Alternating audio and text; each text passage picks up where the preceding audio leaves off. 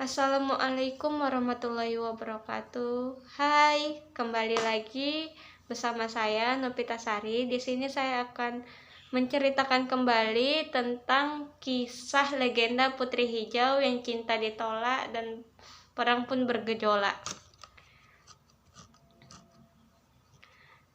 Legenda Sang Putri Hijau yang berasal dari kerajaan Tanah Deli ini mengisahkan tentang seorang raja dari kerajaan Aceh yang jatuh cinta terhadap seorang putri.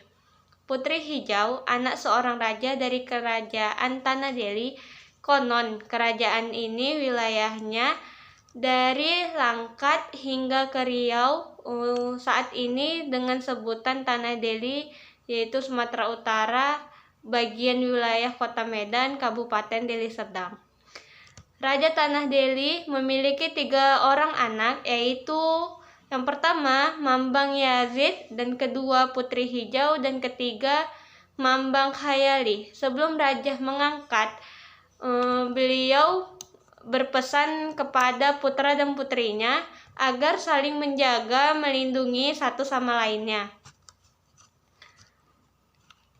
Mambang Yazid menggantikan ayahnya sebagai anak sulung dan pengganti kedua orang tuanya yang telah tiada. Mambang Yazid tidak melupakan tanggung jawabnya untuk tetap memperhatikan kedua adiknya. Mereka bertiga dicintai rakyatnya dan dipercaya sebagai penjelmaan seorang dewa. 2 adik Mambang Yazid tumbuh dan menjelma menjadi pribadian yang matang dan sangatlah bijaksana. Putri Hijau yang sangat cantik mendapatkan namanya karena dari dalam tubuhnya memancarkan cahaya berwarna hijau. Dia senang sekali berjalan-jalan di taman kerajaan di bawah sinar rembulan bulan purnama. Cahaya hijau ini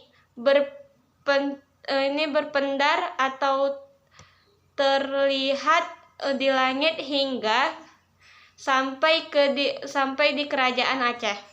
Raja Aceh merasa heran dengan cahaya hijau yang begitu indah. Kemudian menugaskan menterinya untuk mencari tahu dari mana asal cahaya itu. Setelah melakukan perjalanan yang cukup panjang untuk memecahkan misteri warna hijau itu, menteri kerajaan memberitahu Raja Aceh bahwa cahaya hijau itu berasal dari seorang putri, adik dari Raja Tanah Deli yang terkenal dengan kearif dan bijaksanaannya. Siang dan malam Raja Aceh memikirkan Putri Hijau. Dia ingin sekali untuk bertemu dan mempersuntingnya, habis itu menikahinya. Menteri kerajaan dikirim kembali ke kerajaan Tanah Deli untuk meminang Putri Hijau tersebut. Mambang Yazid adalah seorang raja yang cukup bijaksana. Dia menghargai segala keputusan adiknya. Putri Hijau mengatakan ia belum ingin bersuami. Keputusan ini disampaikan dengan hati-hati oleh Mambang Yazid kepada utusan Raja Aceh, yaitu Menteri Kerajaan Aceh tersebut. Penolakan pinangan ini membuat Raja Aceh murka Ia memberi titik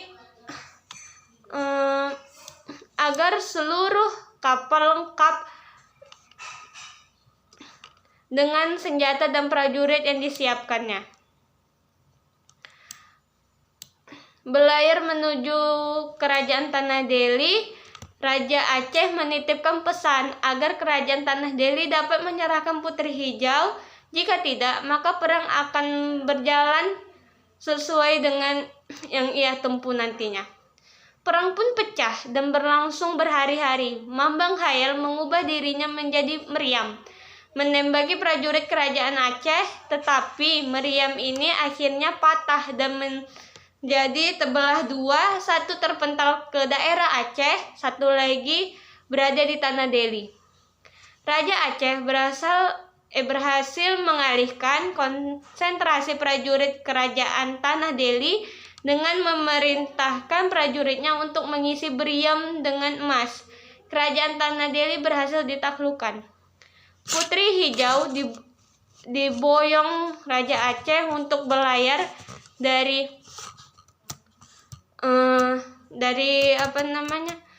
kembali ke istananya, yaitu berada di Aceh. Namun sebelum itu tiba di Aceh, terjadi badai yang cukup hebat dan angin yang kencang di lautan.